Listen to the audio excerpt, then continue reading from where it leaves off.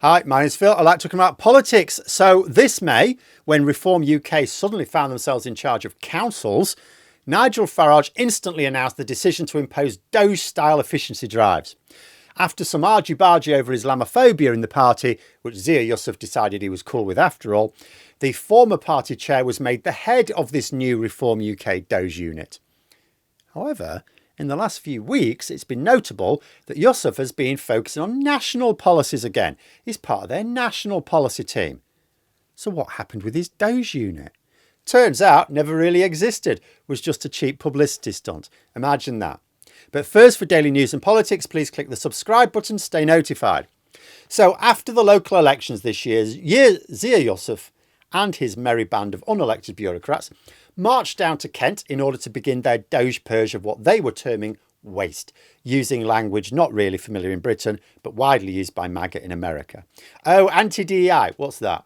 Don't know. Farage doing his Trump mini-me impression again, basically. Monkey see, monkey do. Yusuf was going to lead his team into the different reform councils, force them to hand over sensitive information, like Musk did in America, and cut out the waste, like Musk didn't do in America. So with Yusuf suddenly now part of Reform's UK national policy team again, what the hell happened to their DOGE programme? Well, the long story short is, never existed. Yusuf and his team did go to Kent and they did go through some files and then made spurious claims about massive savings made or evidence of waste which just didn't exist. And on close inspection, the savings they cited were all by the previous council and the waste they cited just wasn't there. But after getting their photos in the papers for a few days, that appears to have been that. It's not entirely clear what they intended to do, but the sort of illegal access which Elon Musk managed to wangle in America was not replicated here, not least of which because they don't control the government. Neither Yusuf nor any of the people in his team were authorised to access confidential records. So if their real plan was to harvest sensitive information for private commercial reasons, they were out of luck. They could still advise Reform UK councillors, of course, or that's all they need to do in order to carry out reviews of public expenditure. But that doesn't seem to have been what they really wanted. Otherwise, why didn't they complete their review in Kent and then move to other reform councils to do the same thing? I suspect what we have here is a bunch of gobshites who know how to make spectacular announcements, get themselves in the news, but then there's no follow through. Once this DOGE idea was no longer any use for generating headlines, they moved on to the next grift. Recently, Richard Tice was claiming that Reform's DOGE unit had uncovered waste in local government pension schemes, though experts said the numbers he was quoting were completely made up. But it's worth asking just who this DOGE unit are that Tice is citing. We thought we knew who they were back in spring when they were revealed to the public to great pomp and ceremony, but we also know that their supposed leader is now working on national policy, so he's got nothing to do with it anymore. And reports have also said the other 9 reform councils have had no visit from the team at all. So if this DOGE unit haven't actually visited any reform councils since Kent and didn't seem to do much even in Kent, what is Tice talking about? Has anyone asked him? The DOGE unit doesn't even seem to exist anymore. It was a one-off publicity stunt. And when you look at the way Reform UK have been behaving in local government, it really is a snapshot for how they will behave in national government. See, when Labour won power last year, they instantly went into action with their plans. Immediate boost to public sector pay, preparing the big legislation to deal with housing, energy, workers' rights, renters' rights and trade. Starmer was immediately engaged with our European neighbours. Hive of activity. The fact that they're not very good at communicating its activity to others doesn't stop that activity having happened.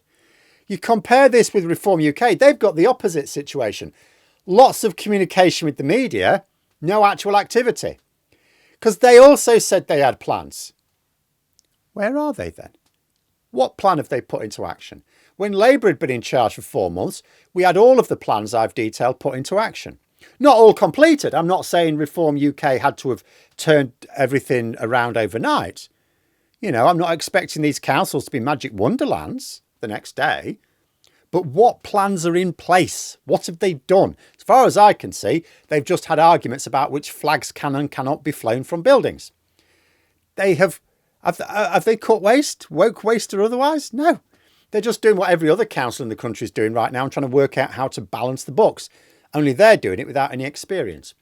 One plan Reform UK announced ahead of the election was they would cut council tax. If they won control of councils, they would cut council tax. That was appealing.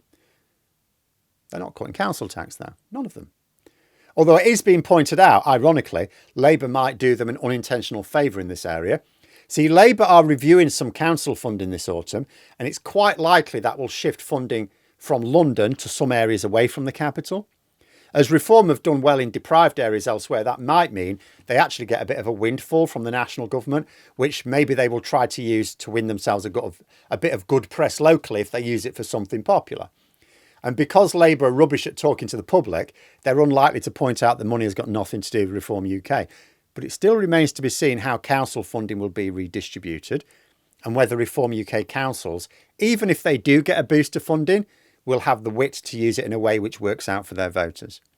Maybe Labour should just make sure they apply very strict conditions to any additional funding provided. Money to be spent on vulnerable kids should not be spent on flags or cuts for the wealthy. But the DOGE project itself seems to be non-existent. If 9 out of 10 Reform councils have had no involvement with Reform's DOGE unit, and even Kent are distancing themselves from some of Yusuf's claims about it, it's fair to say the unit isn't actually real. Yet Tice at least is still talking about it right this month. Why? Because Reform UK understands something very important about politics. Perception is more important than reality, and perception is shaped by what people hear. So the trick is to be constantly talking to people. Talk about DOGE all the time, people will think it's real, even if they never see it. Reform UK are like Santa Claus, really, delivering nothing but taking the credit for what you get from others. Evil Santa, that's basically what Reform are, isn't it? There is no DOGE. Its leader quietly moved to the National Policy Group over summer.